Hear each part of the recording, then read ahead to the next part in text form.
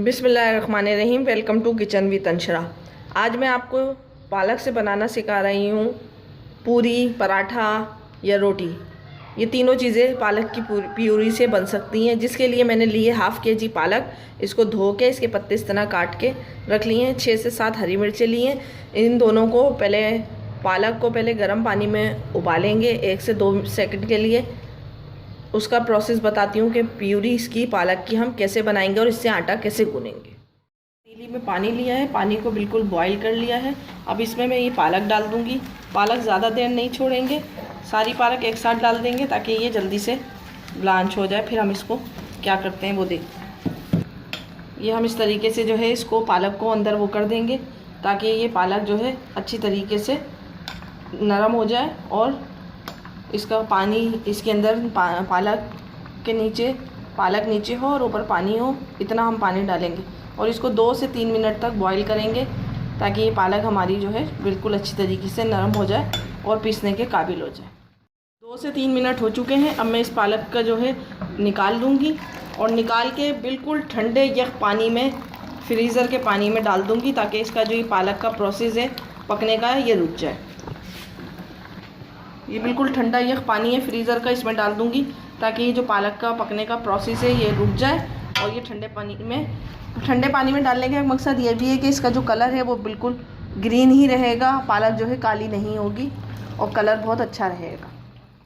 हमने ठंडे यह पानी में रखा है। अब हम इसको निकाल के और ये हमने एक जग लिया है, मशीन का, इस जग में डाल देंगे और इसको बग़ैर पानी के ये और जो हमने हरी मिर्चें दिखाई थी वो हम डाल के इसको पीस लेंगे बग़ैर पानी के।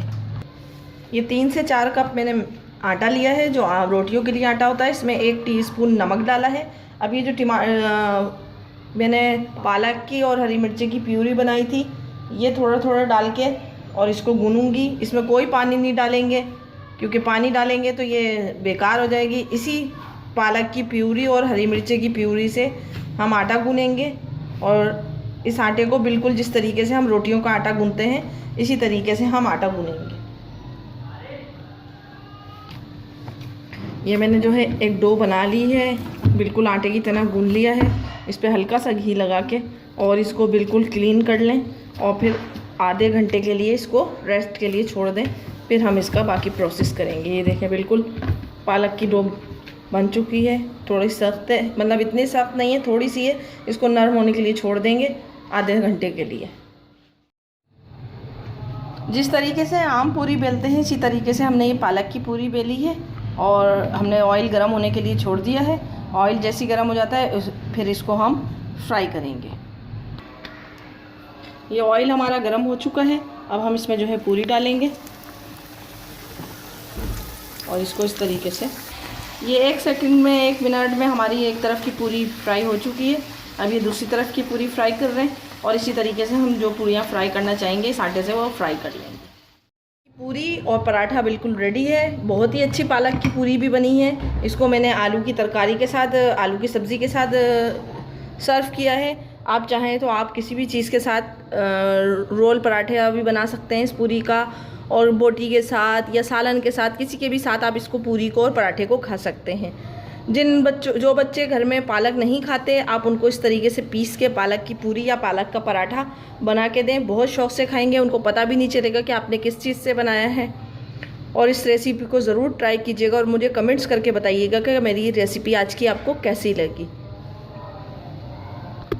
यकीनन आज की रेसिपी आपको बहुत पसंद आई होगी और अगर आपको मेरी रेसिपी आज की पसंद आई हो तो मेरी रेसिपी को ज़रूर लाइक कीजिए, शेयर कीजिए और अपने दोस्तों में और फैमिली फ्रेंड्स में ज़रूर शेयर कीजिए। और अपना ख्याल रखें, अपने बुज़ुर्गों का, अपने बच्चों का बहुत ख्याल रखें और मुझे भी दुआओं में ज़रूर याद रखिएगा। और मुझे इजाज़त दीजिए। नेक्स्ट वीडियो तक के लिए अल्लाह हाफिज़।